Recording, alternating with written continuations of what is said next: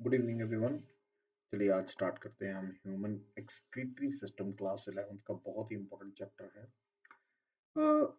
चलिए हम बहुत ही एक सिंपल टर्म से अपनी शुरुआत करेंगे। वो टर्म है एक्सक्रीशन वर्सेस इजेशन। देखिए बहुत से स्टूडेंट्स इन दोनों टर्म्स को बेसिकली हम कहते हैं कि एक तरह से ही इसको समझते हैं कि एक्सक्रीशन और इजेशन दोनों सेम है। देखिए जहां तक एक्सक्रीशन का सवाल है, एक्सक्रीशन है रिमूवल ऑफ मेटाबॉलिक वेस्ट्स, यानी जितने भी हमारे सेल्स के अंदर, टिश्यूज के अंदर, ऑर्गन्स में जितनी भी केमिकल रिएक्शंस होती है और वहां से जो नाइट्रोजनस वेस्ट निकलता है, वो सारा वेस्ट क्या कहलाता है? वो सारा वेस्ट कहलाता है एक्सक्रीशन। अब वो वेस्ट कौन सा होता है? जैसे यूरिया, देखिए यूरिक एसिड होता है, हिप्योरिक एसिड होता है, और भी बहुत सारे हैं, मैं ज़्यादा के नाम नहीं लिखूंगा। जैसे क्लोराइड है, पोटाशियम है, ठीक है, देयर आर सल्फेट्स है, क्लियर, सो एक्सेट्रा, फॉस्फेट्स है, बहुत सारी चीजें हैं, क्रेटिनिन है। सो ये सारे जो मेटाबॉलिक वेस्ट है, ये केमिकल रिएक्शन से जो भी प्रोडक्ट्स बनता है और उसके फिर बाई प्रोडक्ट बनते हैं, ये सारे मेटाबॉलिक वेस्ट है। और इसे ही हम, इसके रिमूवल को ही एक्सक्रीशन कहते हैं। लेकिन इजेशन क्या है? इजेशन हम कहते हैं सिंपल डेफिकेशन। डेफिकेशन यानी removal of removal of undigested waste of food. Undigested food कह लो या अनडाइजेस्टेड वेस्ट ऑफ फूड कह लो, दैट इज इजेशन। तो सबसे पहले तो हमें ये पता होना चाहिए। अब देखिए एक्सक्रीशन जो है, ये जितने भी प्रोडक्ट्स हमने यहाँ लिखे हैं, जितने भी ये मेटाबॉलिक वेस्ट लिखे हैं, अगर ये हमारी बॉडी में इकट्ठे हो जाए, तो आप जानते हो कि यहाँ पर बहुत सारे डिसऑर्डर्स हो सकते हैं, बहुत सी डिजीजेस हो सकती है। तो इसका मतलब है they must be removed. They must be removed.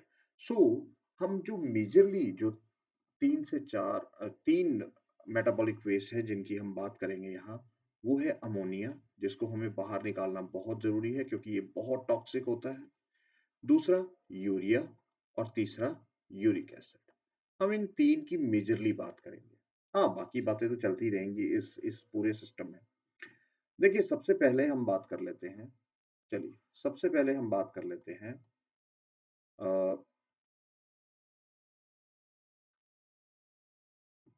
मोनोटेलिज्म की।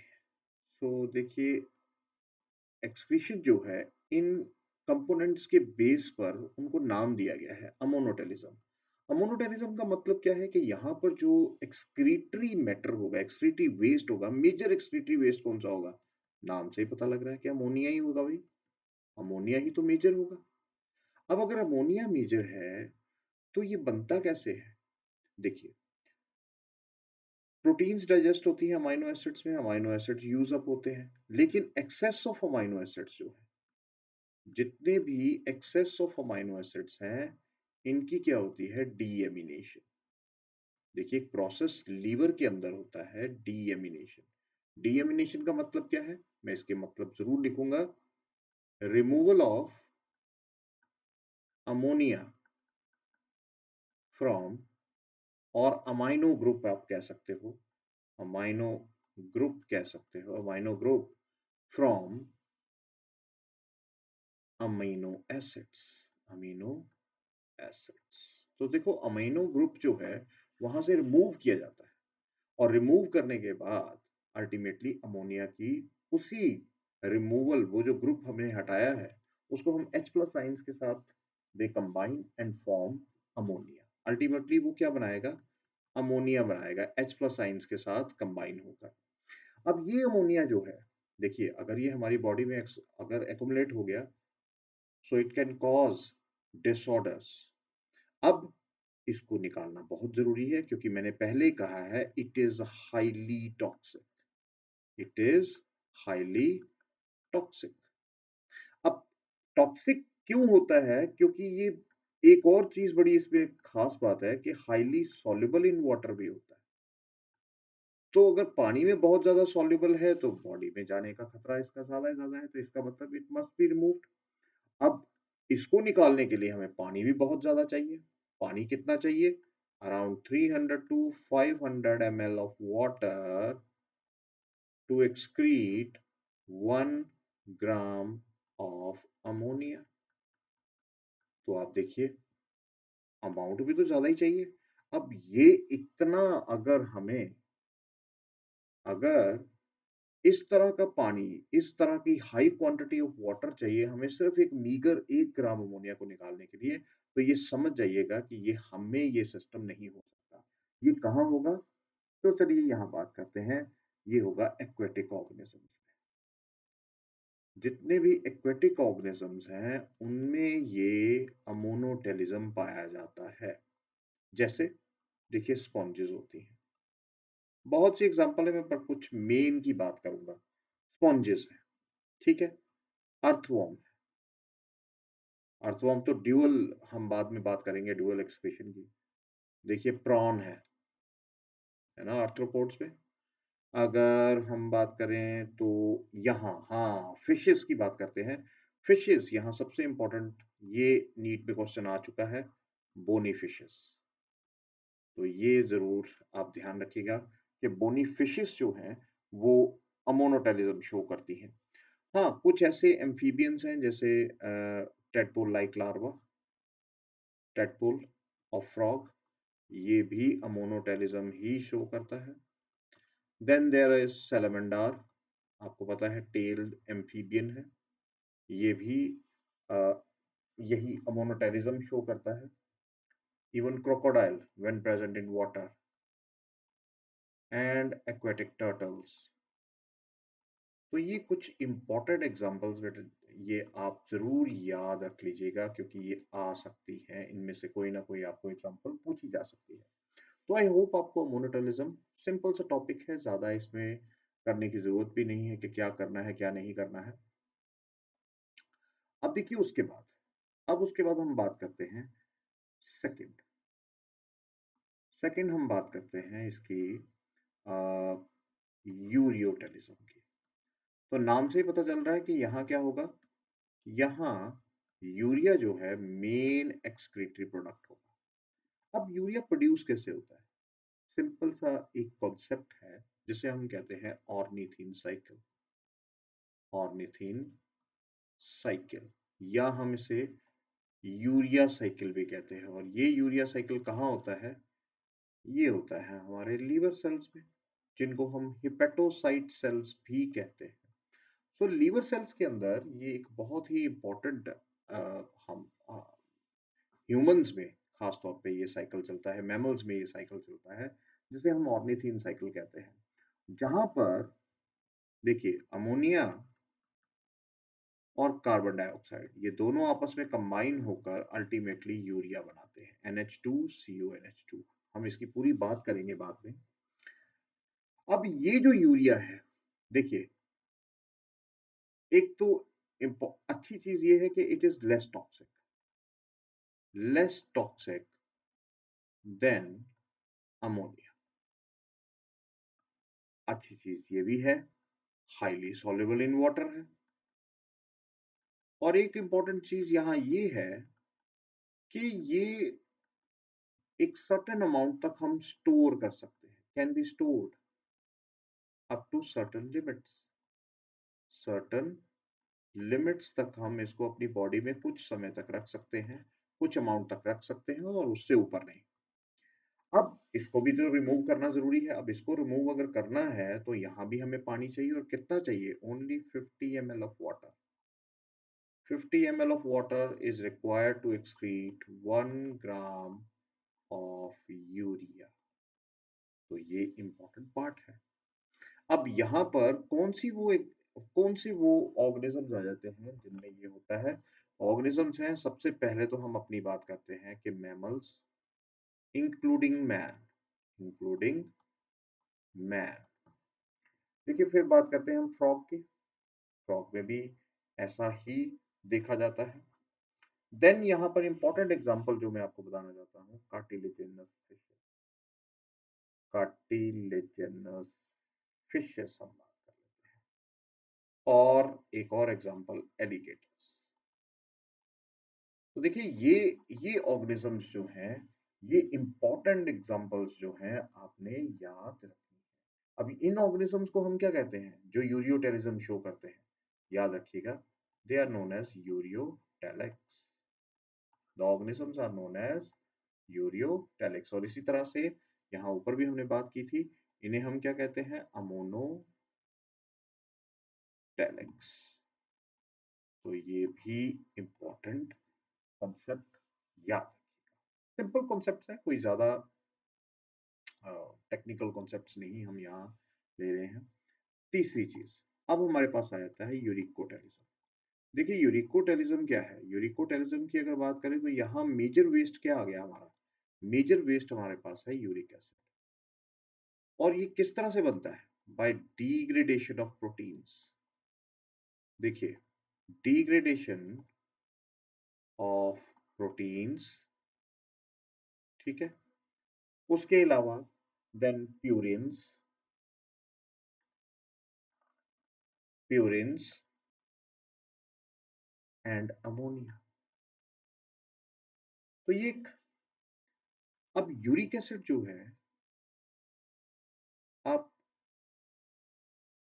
देखिए तो ये सबसे ज्यादा, सबसे कम टॉक्सिक होता है, least toxic and insoluble in water. तो देखिए ये यहाँ डिफरेंस आ गया। जहां तक अभी आपने पढ़ा कि वो सॉल्युबल थे, ये इनसॉल्युबल इन वाटर आ गया। अब अगर इनसॉल्युबल इन वाटर है तो ये किस फॉर्म में एक्सक्रीट किया जाएगा?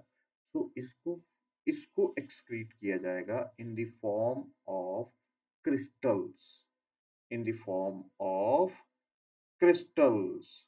और ये क्रिस्टल्स जो होंगे, ये अल्टीमेटली ऐसा क्यों करते हैं? हम इनको क्रिस्टल्स की फॉर्म में क्यों एक्सक्रीट करते हैं? रीजन है कंजर्वेशन ऑफ वाटर। ये ऑर्गेनिजम्स, जितने भी ये ऑर्गेनिज्म यूरिकोटेलिक्स हैं, इनको एक बहुत इंपॉर्टेंट फंक्शन है इनकी बॉडी में कि कंजर्व वाटर। और ये जो एक एक ये एस्पेक्ट है uricotelism, the excretion of uric acid, ये कंजर्वेशन ऑफ वाटर में बहुत हेल्प करता है। अब देखिए यहाँ पर कितना पानी, अब नेचुरली बहुत ही कम पानी चाहिए। कितना पानी चाहिए? Around only and only 10 ml of water. 10 ml of water चाहिए to excrete 1 gram of uric acid. तो देखिए इसका मतलब कि ये वो सारे एनिमल्स हैं जो पानी को कंजर्व करते हैं। जैसे आप देखिए, reptiles like snakes, lizards, birds, birds की बात कर लो, तो ये भी क्या करते हैं? ये भी वैसे ही, बिल्कुल वैसे ही पानी को कंजर्व करते हैं। लैंड स्नेल्स, ये भी पानी को कंजर्व करती हैं। Then insects, conservation of water करते हैं। तो देखिए ये कुछ एक इंपॉर्टेंट एग्जांपल्स है जिनके बारे में याद रखना है।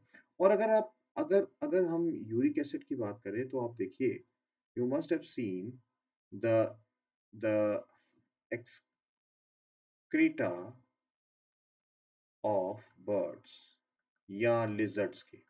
तो वहां आप देखोगे इट इज ड्यूअल कलर्ड। एक होता है व्हाइटिश पार्ट। देखिए जो व्हाइटिश पार्ट है, that is basically the uric acid. और जो कलर्ड पार्ट होता है, कलर्ड पार्ट कैसा हो सकता है? या तो ब्राउनिश होगा या ग्रीनिश होगा।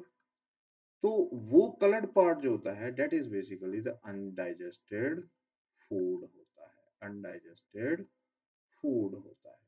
तो यहाँ हम ये यूरिक एसिड को हम बेसिकली क्रिस्टल्स की फॉर्म में, इनसॉल्युबल क्रिस्टल्स की फॉर्म में, व्हाइटिश पेस्ट की फॉर्म में एक्सक्रीट करते हैं।